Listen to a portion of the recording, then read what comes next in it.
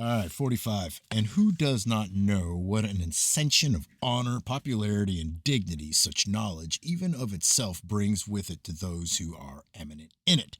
As therefore among the Greeks, men of the lowest rank, induced by a trifling reward, offer themselves as assistants to the pleaders on trials, men who are by them called pragmatic. So in our city, on the contrary, every personage of the most eminent rank and characters, such as that Aelius Sextus, who, for his knowledge in the civil law, was called by our great poet a man of thought and prudence, nobly wise, and besides, who, after arriving at distinction by means of their ability, attained such influence that in answering questions on points of law they found their authority of more weight than even their ability. For ennobling and dignifying old age, indeed, what can be a more honorable resource than the interpretation of the law? For myself, I have, even from my youth, been securing this resource, not merely with a view to benefit in pleadings in the forum, but also for an honor and ornament to the decline of life, so that when my strength begins to fail me, for which the time is even now almost approaching, I may by that means preserve my house from solitude. For what is more noble than for an old man who has held the highest honors and offices of the state to be able justly to say for himself that which the Pythian Apollo says in Ennis, that he is the person from whom, if not nations and kings, yet all his fellow citizens solicit advice, uncertain how to act, whom by my aid I send away undoubting, full of counsel, no more with rashness things perplexed to sway. For without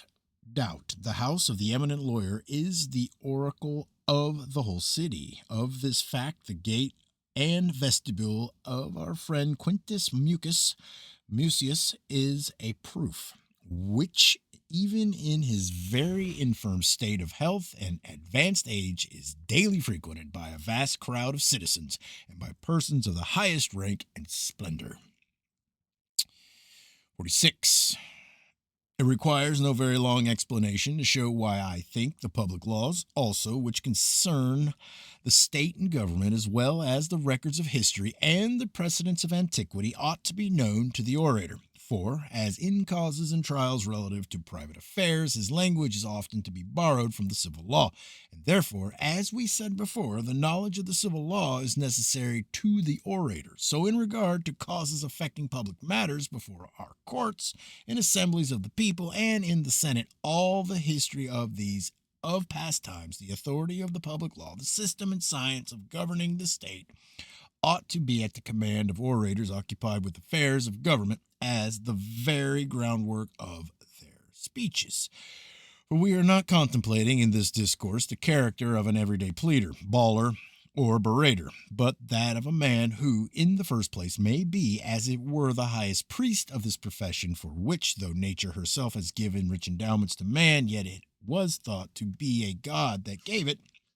so that the very thing which is the distinguishing property of man